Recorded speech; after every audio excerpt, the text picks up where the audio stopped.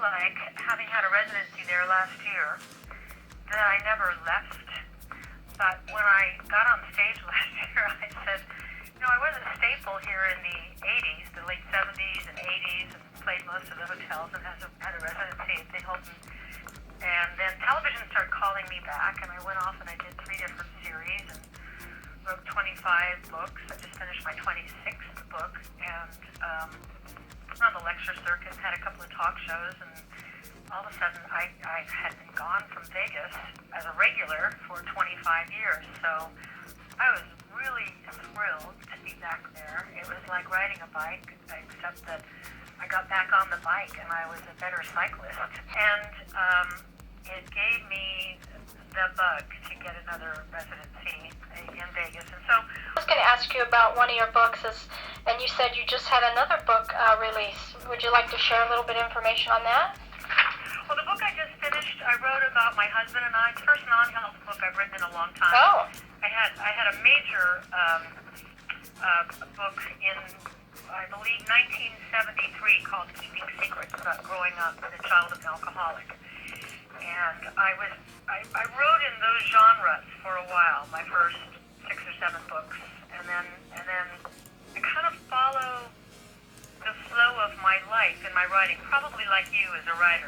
We write what we're going through, we write what we're interested in, and somewhere, I guess in my 40s, I started putting on weight for the first time in my life and didn't understand it, and wrote, I believe, 9 summer-sized books of how to lose weight while eating, and then it just kind of naturally gravitated into, the problem is hormone imbalance. That's why it comes on. Because when you start gaining weight, you've never gained weight before in your life, you have to look at, what has changed? Mm-hmm. And when hormones are imbalanced at night, your insulin levels never go down if they're imbalanced, and so that's why you can gain weight without eating and gain weight while you're sleeping, and you wake up and you didn't eat dinner and you feel fatter than you felt the day before. So it turned out that millions of women were going through the same thing, so those books are real successful. And then when I started writing about hormones, millions more women were going, me too, that's what I'm going through. And then it just sort of naturally led into, hey, what's going on out there that is affecting our hormones so much? It's all the chemicals and the processed food and all that, so I wrote about that. But this year I looked at my husband. I met him when I was 19 years old. He was my second husband, believe it or not. I was one of those good Catholic girls. I got pregnant at 17 and married him, stayed married to him until I was 18, and then I walked into a television studio one day when I was 19 years old, and there was Alan Hamill. And I remember I was in therapy at the time, and I said to my therapist, I don't know anything about him. I just know I'm going to marry this man. And I said, I really know nothing about him, but I just looked at him across the room, and I'm going to end up with him.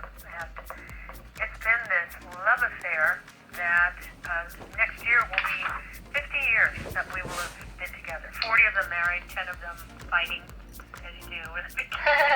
Yeah. So I said to the producer, is this because of my books? Are they popular in Israel? Yeah, your books are popular, he said, but for the longest time we only had one television station for the whole country, and we only had one sitcom. He said it was Three's Company, and then he started doing imitations of Chrissy Snow. He said, if you go to Israel, you won't be able to walk down the street. So that's the power of that kind of television. And so instead of, at that moment, when I decided to focus on what I had, that everybody knew my name, I said to my husband,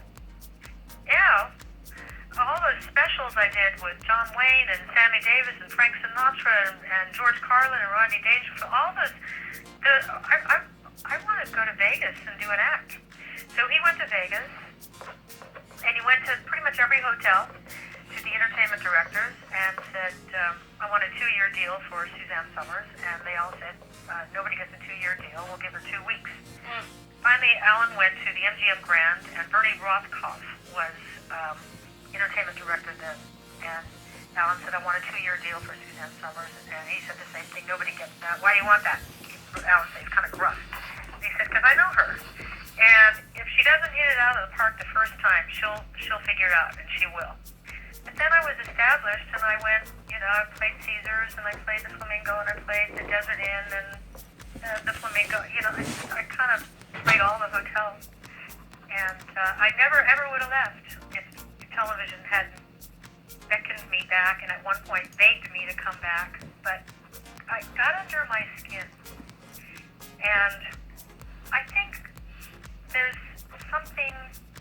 I think it's all. The universe is perfect. You don't know why at the time.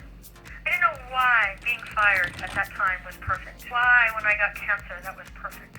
I didn't know why. I didn't understand anything. And today, all these years later, I realized I got fired so that I would be forced to reinvent myself. And I reinvented myself as a Vegas performer.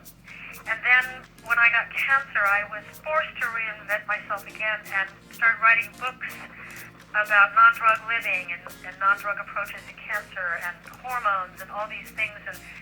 And I never would have become a lecturer to women the way I have had that not happened. So I think in all of our lives, our job is to be aspirational and to recognize the negatives in life as the true opportunity.